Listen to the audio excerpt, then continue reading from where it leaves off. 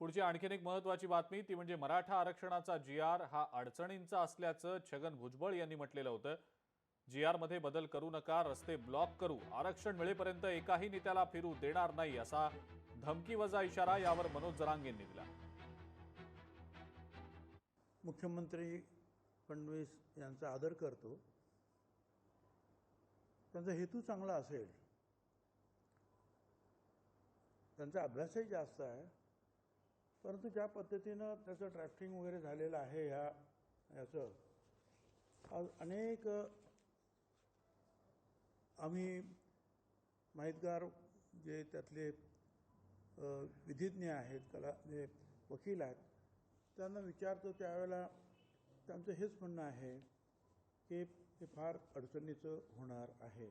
आपल्या जी.आरला शब्दसुद्धा बदलायचा नाही. सरकारला सांगतो धक्कासुद्धा लागला नाही पाहिजे.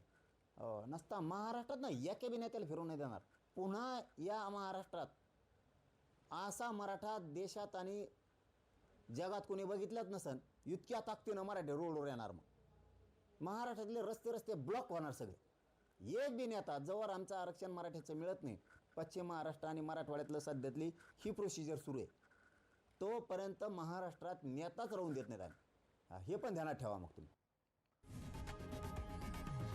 लोकशाही मराठी ऐका, पहा, जागरूक रहा.